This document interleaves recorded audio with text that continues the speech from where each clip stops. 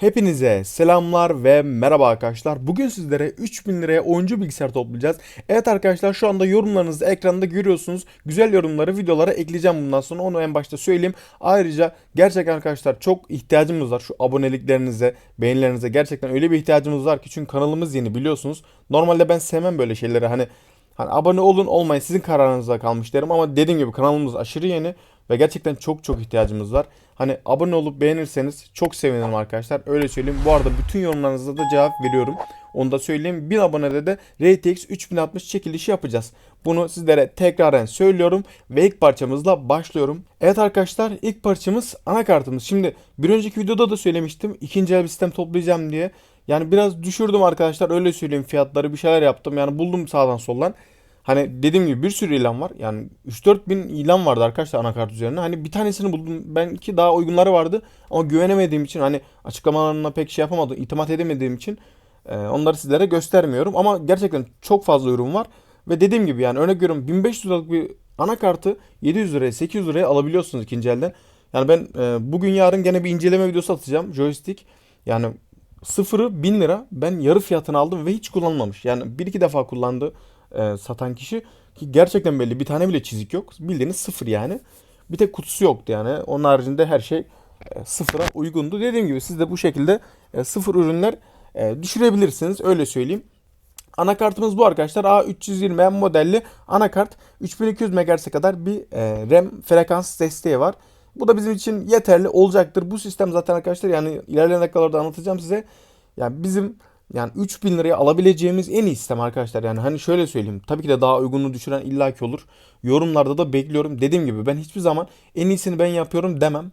Benim yani kimyamda yoktur. Hani ben bir şey yapıyorum, benden daha iyisini illa yapan vardır ve kendimi geliştirmek için her zaman yorumlara, eleştirilere e, olumlu bir şekilde yaklaşırım. Kötü eleştiri bile olsa gene olumlu şekilde yaklaşırım ki anlaşalım. Yoksa dediğim gibi, yani hani biri olumsuz yaklaşsa bana, ben de olumsuz gitsem ona, ya bir sıkıntı çıkar demek istediğim. Neyse arkadaşlar, fazla lafı uzatmak istemiyorum ve bir sonraki parçamıza geçiyorum. Evet arkadaşlar, sıradaki parçamız bizim işlemcimiz, aynı zamanda ekran kartımız arkadaşlar. Bunun içerisinde Vega grafik bileşeni var. Onu söyleyeyim sizlere. Vega kaçtı?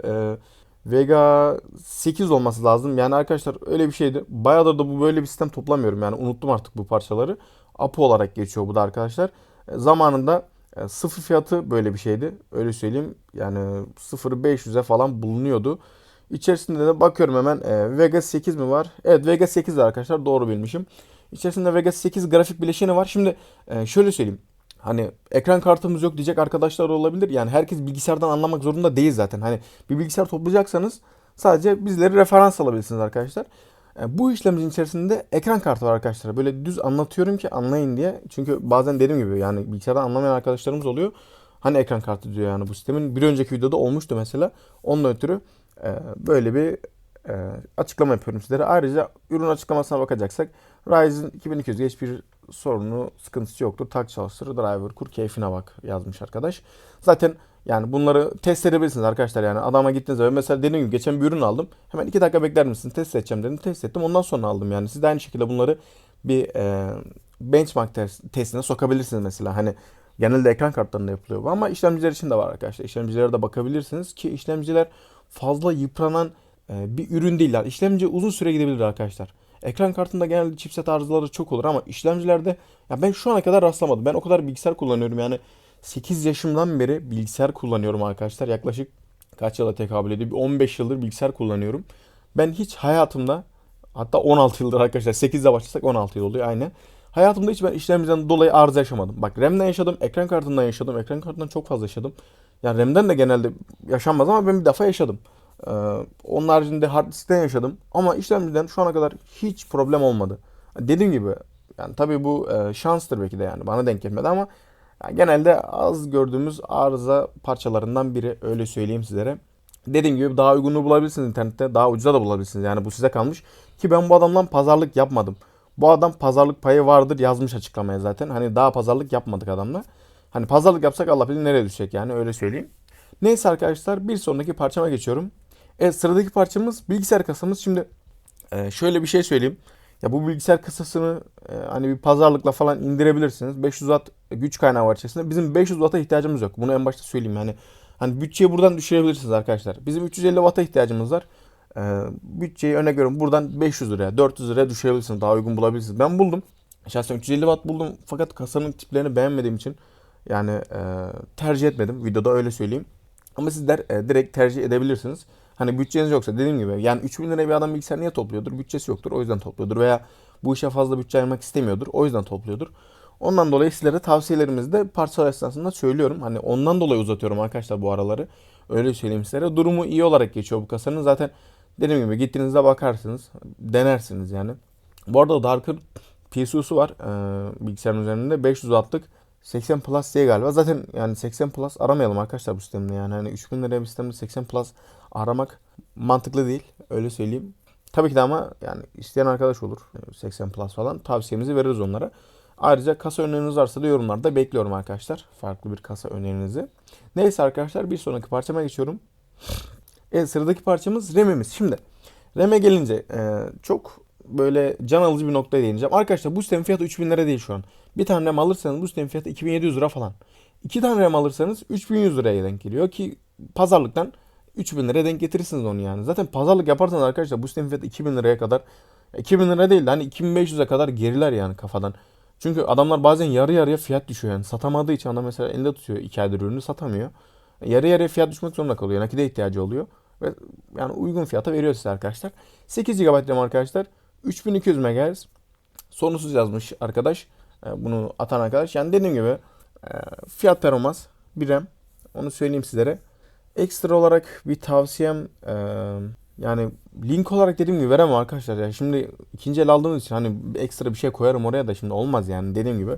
Hani bunları siz bulabilirsiniz. Ben sadece Letgo'yu tercih ettim. Siz gidip sahibinden alabilirsiniz. Farklı ikinci el siteleri var. Facebook grupları var. Instagram sayfaları var. Var da var yani. Bu konuda bir sınırlama yok. Hani birçok yerden bulabilirsiniz. Ayrıca gidip bilgisayarcıdan da alabilirsiniz arkadaşlar. Hani şöyle söyleyeyim.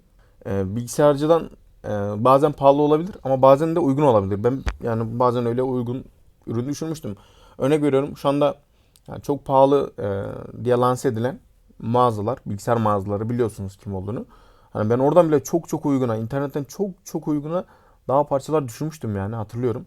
Dediğim gibi bu iş biraz araştırmaya bağlı. Hani bütçeniz varsa yorulmazsınız. Bütçeniz yoksa ama biraz yorulmak zorundasınız yani bu parça araştırma konusunda. Öyle söyleyeyim size arkadaşlar. Dediğim gibi bu ilanların da yani satıcılarını kapatıyorum ben. Hani bu videoya ayrı bir editle uğraşacağım. Bunların satıcılarını bir kapatacağız arkadaşlar ister istemez.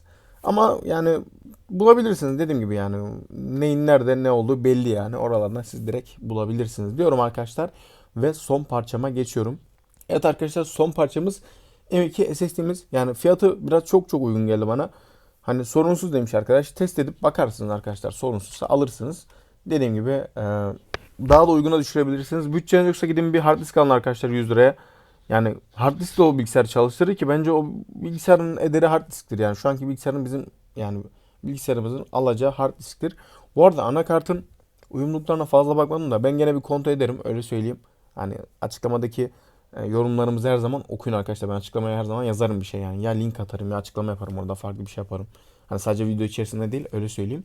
Dediğim gibi ekstra bir tavsiyeniz, öneriniz, abi şunu koy, bunu koy falan filan yani ne olursa olsun arkadaşlar bekliyorum yorumlarda. Her zaman da cevap veriyorum arkadaşlar. Bakın boş geçtiğim yorum yok. Kötü bile olsa cevap veriyorum. Hani kötü yoruma gene dediğim gibi iyi cevap veriyorum. Anlaşmaya çalışıyorum insanlarla bir şekilde. Dediğim gibi farklı tavsiye öneriniz varsa yorumlarda bekliyorum. Ve videomu buradan noktalıyorum arkadaşlar. Videomu beğenmeyi ve kanalıma abone olmayı unutmayın diyorum arkadaşlar. Gerçekten çok ihtiyacımız var yani hani şu an bir başlangıçtayız. Buraları çok hızlı geçmem lazım ki ben devam edeyim. Yoksa yani buralarda sürünce içinde kalacağım biliyorum yani. Hani deniyorum da elimden geleni de yapıyorum. Bakalım. Umarım yani bir şeyler başarabiliriz. Biraz büyürüz. Ve dediğim gibi ben her zaman düz adamımdır. Yani şu anda görüyorum büyük sayfalar. Adam kendi cebi için sizlere sistem öneriyor. Ve diyor ki stok bitti fiyat şöyle. Hemen yani bu bence yanlış yani. Hani insanları kandırmaya girer bence ya. Hani bir şeyin gösteriyorsun fiyatını 20 bin lira. Sonra 30 bin lira oluyor stok bitti. Yok böyle bir şey. O zaman 30 bin lira yazacaksın kardeşim stok bitti diyeceksin satmayacaksın. Hani böyle bir şey yok. Neyse arkadaşlar ya dediğim gibi keşke ben de şöyle büyük bir kanal olsam da artık şunlara bir itiraz edebilsem yani hani bir baş kaldırsak şunlara öyle söyleyeyim. Neyse arkadaşlar videomu beğenmeyi ve kanalıma abone olmayı unutmayın diyorum. Bir sonraki videolarda görüşmek üzere.